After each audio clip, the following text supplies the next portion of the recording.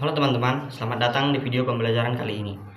Di video kali ini kita akan membahas tentang pengertian surat, surat dinas, fungsi surat dinas, serta cara penyusunan surat dinas yang baik dan benar serta rapi. Nah teman-teman, sebelum masuk ke bagian-bagian surat, kita harus memahami dulu apa itu surat. Surat merupakan sarana komunikasi tertulis yang digunakan untuk menyampaikan pesan atau informasi kepada pihak lain. Jadi, kalau kita ingin menyampaikan sesuatu informasi secara resmi dan memiliki bukti tertulis, maka kita bisa menggunakan surat. Lalu, apa itu surat dinas? Surat dinas adalah surat resmi yang dibuat oleh lembaga, sekolah, kantor, atau instansi tertentu untuk kepentingan administrasi maupun kedinasan. Contohnya, seperti surat undangan, surat rapat, surat izin, ataupun surat pemberitahuan. Nah, surat dinas memiliki beberapa fungsi penting.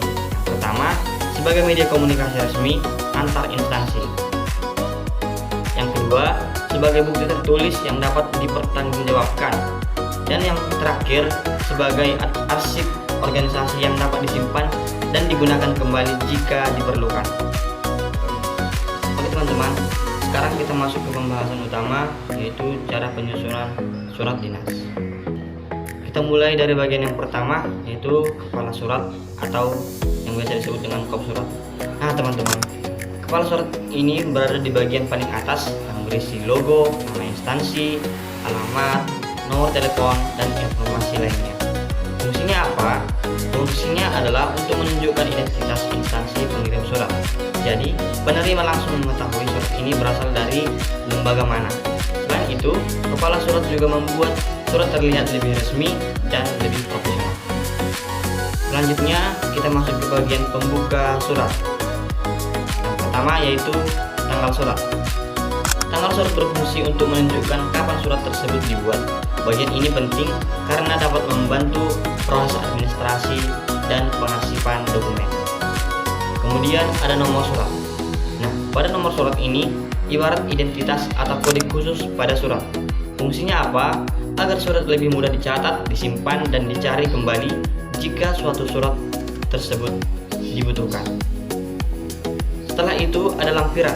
Lampiran ini digunakan jika ada dokumen tambahan yang ikut disertakan bersama surat.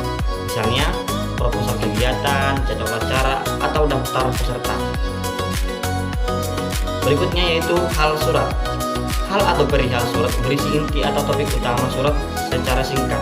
Jadi sebelum membaca isi surat, penerima sudah bisa mengetahui apa tujuan surat tersebut. Kemudian ada alamat tujuan surat. Bagian ini menunjukkan kepada siapa surat itu ditujukan. Penulisannya harus jelas dan sopan agar surat sampai kepada pihak yang benar. Selanjutnya terdapat salam pembuka. Misalnya dengan hormat. Fungsinya sebagai bentuk kesopanan dan penghormatan kepada penerima surat sebelum masuk ke isi utama. Oke teman-teman, setelah pembuka, sekarang kita masuk ke bagian isi surat. Bagian pertama yaitu paragraf pembuka. Paragraf pembuka biasanya berisi latar belakang atau alasan mengapa surat tersebut dibuat. Jadi bagian ini memberikan gambaran awal kepada pembaca. Kemudian ada paragraf isi. Nah, ini adalah bagian paling penting dalam surat dinas karena berisi maksud dan tujuan utama surat secara lengkap dan jelas. Misalnya berisi undang kegiatan, pemberitahuan atau permohonan tertentu. Setelah itu terdapat paragraf penutup.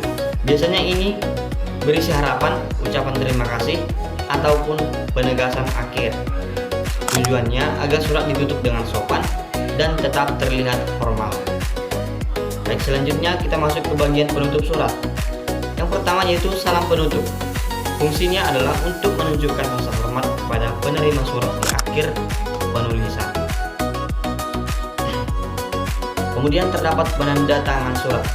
Bagian ini berisi nama, jabatan, tanda tangan atau NIP, biasanya dilengkapi stempel yang resmi. Fungsinya sebagai bukti bahwa surat benar-benar dibuat dan disetujui oleh pihak yang berwenang. Dan yang terakhir yaitu tembusan. Tembusan adalah salinan surat yang diberikan kepada pihak lain yang berkaitan dengan isi surat. Jadi pihak tersebut juga mengetahui informasi yang ada di dalam surat tersebut. Nah, teman-teman, jadi penjelasan tadi bisa kita memahami bahwa setiap bagian surat dinas memiliki fungsi masing-masing.